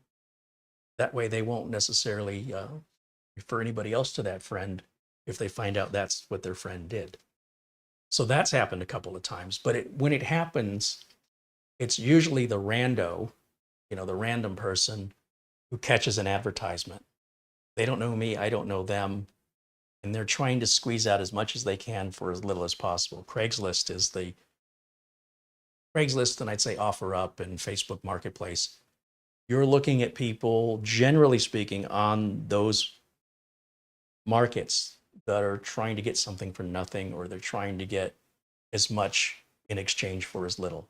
So you're going to work harder for those people. They're less likely to be grateful. They're more likely to complain or, expect, say you did a job for $50 or something. Then they think they've got free support to call you indefinitely because they paid you the one time. Or they might think they did you a favor because they allowed you to work on their machine. Again, none of that happens, or very rarely, with referrals. And the best way to get referrals is do exactly what you say you're going to do in the time frame you're going to do it for the amount you say you're going to charge. And then the customer should have no reason to be upset with you. The customer is upset with you, usually it's your fault. So, if you want to get into this line of work, and I think it's true of any business, any line of work, that's a tenet to be successful across, whether you're a chef or a mechanic. I think that's a truism that runs across the board of all businesses.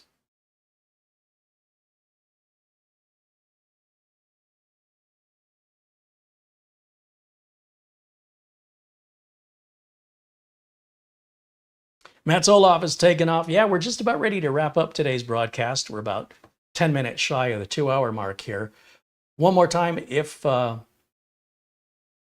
have any questions about the unit or any support questions that you're struggling with, this is the time to ask now. One-on-one support is available for members or for fee if you're not a member. If you want free support, you've got to do that here in the live chat, where you have the benefit of the community to help you, and the community benefits from learning about the problem and solution. That's why it's free during the live videos. Again, members can reach out for no charge for personal support, one-on-one, and non-members, personal support's available for a fee. My preference is that we offer free support here in the chat, where the community gets to offer their suggestions. So it's not just me and my perspective, but we get other perspectives, and people get to benefit from the experience of ultimately, ideally, finding the solution. So knowing what the problem was, what the solution is, and everybody gains knowledge from it. Much more beneficial for everyone involved than doing it privately.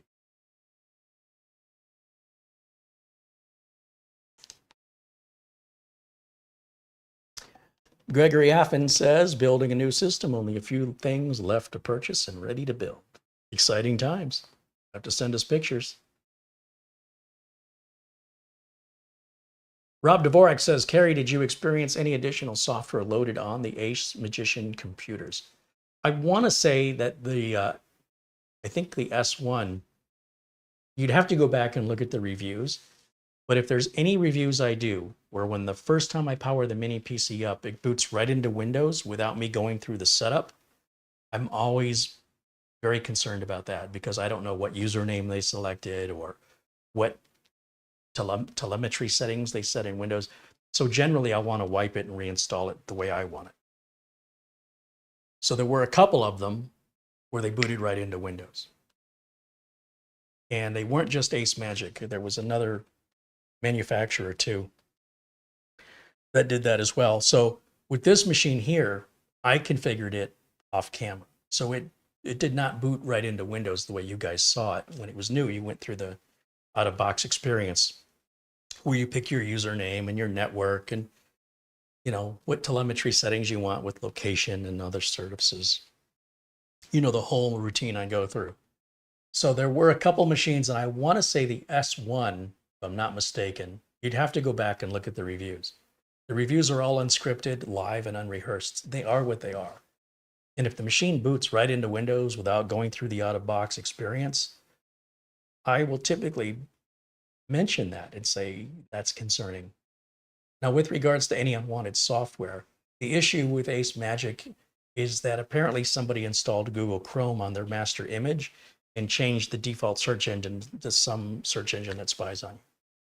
So some journalist has made a bigger deal out of this than it really is.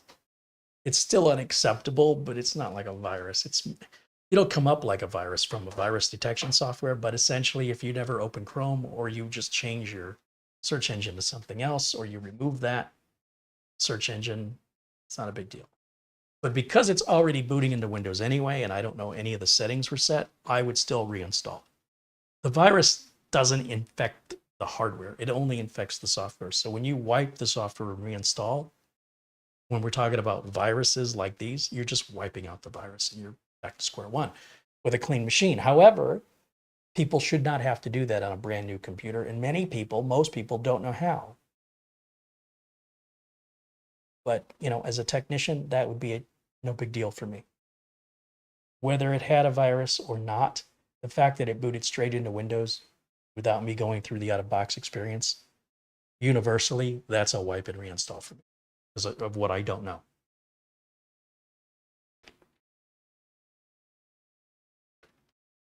I also think the person who wrote the article was very accusational without giving any possibility for understanding that somebody made a mistake.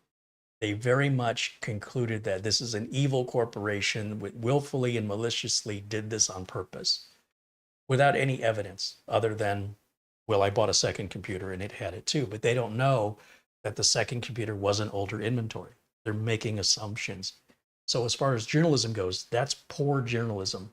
That's very much biased to their own personal feelings without giving consideration to the other side of the coin. That when they called AceMagic and talked to them, they said, yeah, we addressed this. So then they bought another unit and it still had it. And they concluded, falsely, in my opinion, that they were lied to by AceMagic instead of possibility that they're still buying old inventory, that they haven't got the new inventory yet or it's been addressed. So I'm very disappointed in the article, but I think it's important to know that some of these mini PCs, you know, if you're booting them right into Windows, which again, I have demonstrated here a couple of times, that's concerning. And if you're not up to reinstalling Windows yourself, or you think just based on principle you shouldn't have to do it, send the unit back. You'll know that right away as soon as you turn it on the first time. And if you buy from a site like Amazon, you've got 30 days to return it for free, especially if you're a Prime member for sure. You should know immediately. Send it back. Otherwise, you know, it doesn't break the computer. It's not a big deal to reinstall Windows. Sometimes it can be difficult to find the drivers, but usually you contact the manufacturer, they'll point you to a driver download. Or you go to the support section of their website and download them yourself. But yeah.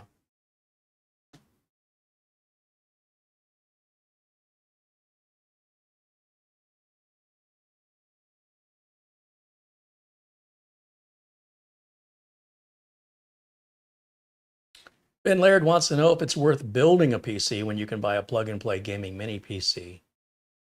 It kind of depends on your preferences. It's like asking me if it's worth getting extra French fries with your meal. I mean, I don't know how hungry you are. I don't know what your taste preferences are. I don't know. There's no wrong answer to that. It's like, should I buy an SUV or should I buy a sports car? I don't know what your budget is, what your expectations are. You know, in most cases, when you build your own computer, it's often cheaper to get everything you want. Right? So I'm not going to be buying it with RAM and storage. I'm going to be pulling out, which I will be pulling out the RAM and storage here. So I've effectively paid for RAM and storage I'm not going to use. That money is wasted. And then I'm going to go and spend more on RAM and storage. So this isn't as cheap as it may appear to be when I deck it out the way I want it, unless I order it the way I want it. So I can build exactly what I want, which cooler I want, which CPU I want, which motherboard I want, which RAM, how much RAM, which storage, how much storage. I have far more control, more granularity, and I can build it like an artist. It's like, is it worth painting a picture when you can just take a photo? Is there a right answer to that? If you're a painter and you enjoy painting, who cares that you can just take a photo? Sure, it's easier, it's faster, but it's not painting. So should you just not paint anymore because there are cameras? So I think you might be missing the point, which is it's not about saving money. It's not about what's the cheapest thing I can do. The cheapest thing you can do is don't get involved. Don't buy a computer. if you want to get the best bang for the buck, are you getting the best bang for the buck if you're picking every component yourself? Or if you're buying something pre-built and then disassembling it and changing it out? Also, when something goes wrong with this, how am I going to get support for it? If something goes wrong with something I built, I guarantee you I can fix everything that can go wrong on this. So it's all up to your values and your preferences. There's no right or wrong answer there.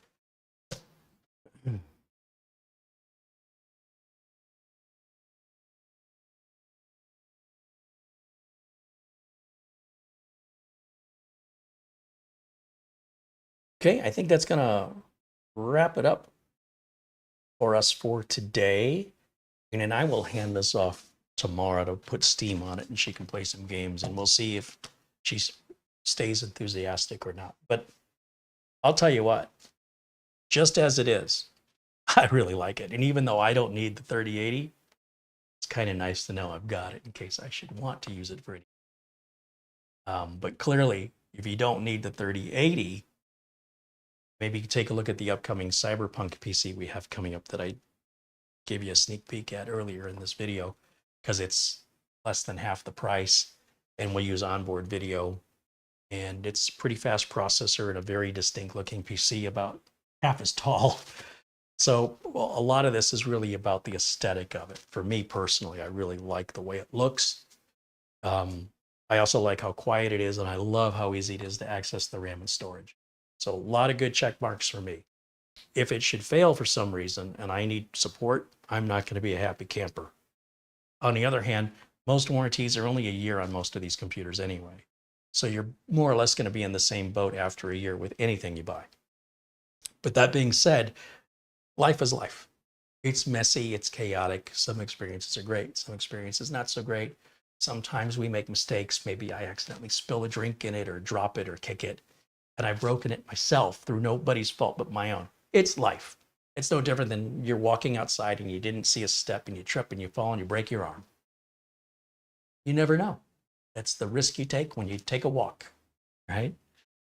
So the best we can do is risk management. You decide what it is you want to do, what the risks are versus what the benefits are, and you decide if you're willing to take that chance. So we take risks every day with what we do.